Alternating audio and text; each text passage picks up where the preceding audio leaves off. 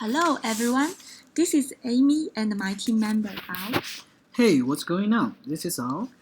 Today we are going to present you with the value at risk from a Monte Carlo simulation approach, which is widely used in financial risk management. The idea of VAR could be traced back to 1980s, when the chairman of JP Morgan asked the question, how much can we lose on our trading portfolio by tomorrow's close? And the answer to this question is VAR. So what is VAR? VAR is the market risk measurement of methods, and by definition, VAR is the worst loss that might be expected from holding a security or portfolio over a given period of time, say 1 day or 10 days, for the purpose of regulatory capital reporting, given a specified level of probability or confidence interval. Let's say that a position has a daily VAR of $10 million at the 99% confidence interval.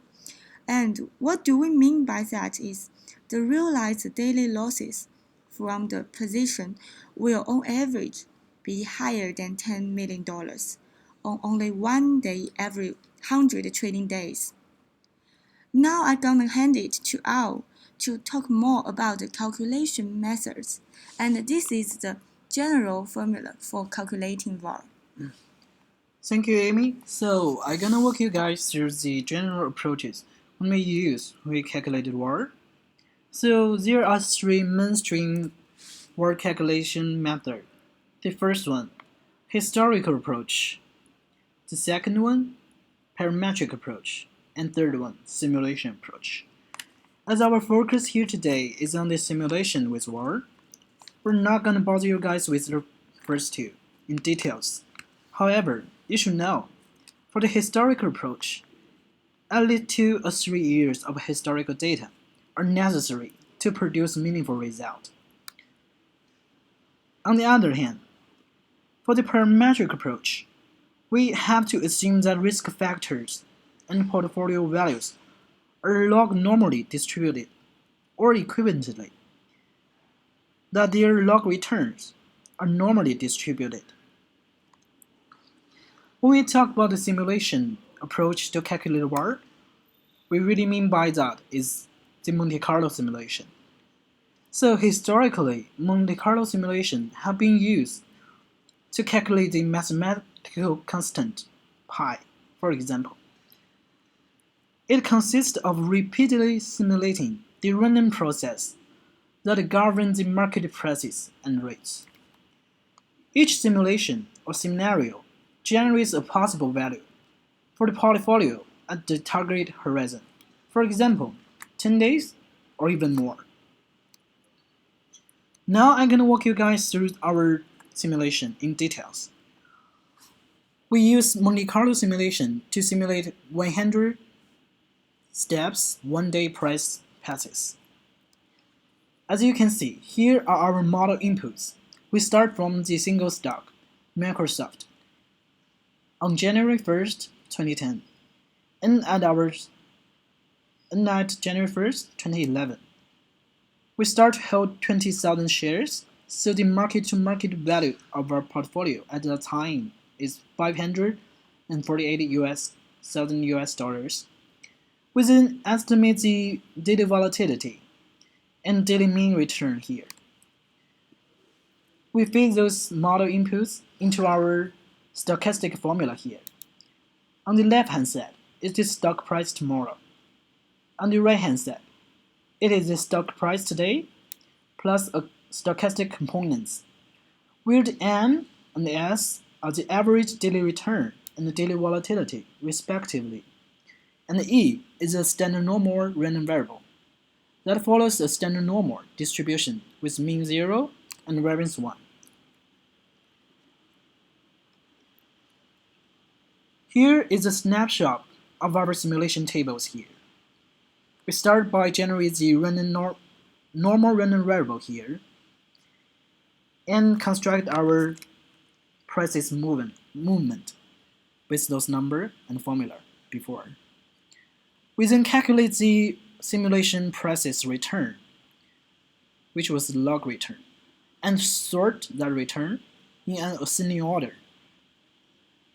And because we are trying to calculate the 95% confidence interval var, we only care about the 5 worst scenario from those sorted return. Next, you will see that we summarize the simulated returns in this time series plot. We indicate the mean return in the orange line and indicate the 2 standard deviation bounds in the red line here. We then argue that the return distribution approximately follows the normal return distribution, because here exists like a quasi-bell curve here. Here is our summarized statistical result here. As you can see, we have an average return of 0.07% with a standard deviation 1.36%. We then calculate the Monte Carlo simulated based var compares with the parametric calculated var. We then argue that the simulation method give us a more conservative result. Great! On the other hand, could you briefly explain how efficient is Monte Carlo simulation and what could we say about VAR? Okay, I'm gonna show you guys one simple example I wrote in the Python. I built a VAR calculator here. We start the program and indicates the starting date as January 1st, 2010, and ending date January 1st, 2011. We specify the stocks Microsoft. This time, I want to calculate 100 days instead of 1 days we did previously. And then we specify the steps 1000 instead of 100. Hit enter, you will see the daily volatility of Microsoft and daily return is calculated immediately. Well, the program now freezes because it's still under running. My point, let's just let it run for a while because it could take minutes. My point here is just that Monte Carlo simulation is kind of computational expensive. For example, suppose we start from one stock and want to calculate the 10-day horizon 100 steps VAR. We start simulation here. It takes our 21 seconds to calculate the result. Now, suppose we have 100 time horizon and 1000 steps. It takes us like 93 seconds to get the result, which is pretty much computationally expensive. Suppose you are a financial institution and you have multiple stocks and you want to generate like 10,000 passes and 100 time horizon VAR. What could that take? It actually takes like 1038 seconds to get it even for a single stock portfolio.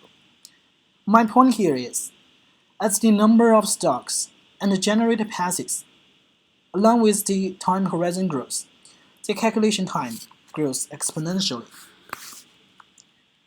It is pretty much computationally expensive and financially expensive for financial institutions to get the VAR in simulation. On the other hand, however, the model VAR, I will see that the VAR is kind of powerful and useful. It provides a comparable measure among all asset classes in a financial institution. It gives the financial professionals an idea of what is the risk exposure that the company as a whole is facing tomorrow. However, VAR also assumes a series of unrealistic assumptions, such as the financial asset return follows a normal distribution, which is clearly not true in reality. Also, VAR measure does not state by how much actual losses are likely to exceed the VAR figure. It only provides you a tip of the iceberg. To summarize our presentation, I will quote one George E. Box, the famous statistician. All models are wrong, but some are useful. Thank you guys so much for joining us today. Thank you. Goodbye.